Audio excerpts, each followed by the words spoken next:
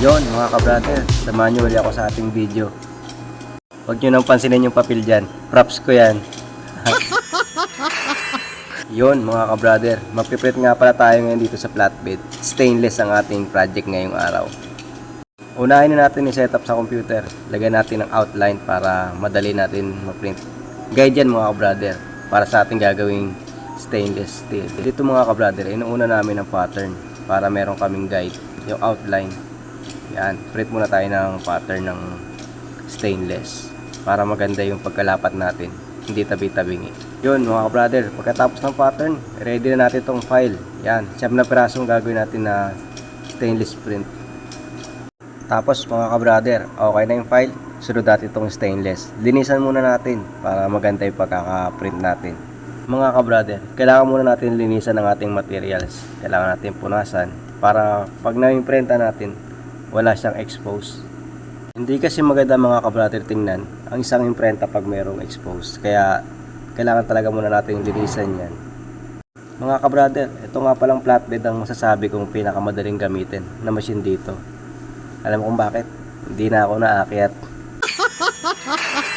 Ayan, kung mapapansin nyo, habang nililinis ko yan, nilalagay ko na rin yan sa mga pattern na ginawa natin kanina.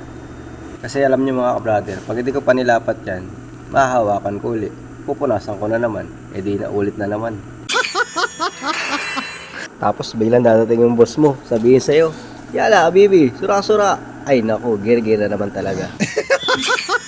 Alam nyo mga ka-brother, share ko lang. Ito mga amo namin dito, mga boss dito sa Saudi. Lagi sila nagmamadali sa trabaho. Yung gusto nilang trabaho, bilis, bilis, bilis. Nakikita naman nila nagtatrabaho kami.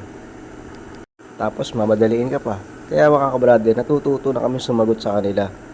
Kaya ngayon, sumasagot na kami, wala na silang magawa. Hindi na sila makapagpumadali ngayon. Ka-brother, kung mag-a-abroad ka, hindi lang lakas sa loob. Dapat meron kang tapang. Kasi kung wala kang tapang, aabusuhin ka ng mga rabo rito. Hindi pwedeng sasagot ka lang, "Yes boss, yes boss." Dapat matuto ka rin mga tuwiran. Lalo na kung alam mo nasa tama ka. Diba mga ka-brother? Ganun talaga dapat. O siya mga ka-brother, napaparami yata kwento ko. Simulan na natin itong print natin. Direct print, UV, stainless steel. Let's go. Yan na. Yan mga ka-brother. Same YK black lang yan ang piprint natin mga ka-brother. Yan, solid yan. Yan, makikita nyo. Lahat yan setup na mga ka-brother. Kaya ang print natin yan, tuloy-tuloy na lang. Wala nang hassle yan.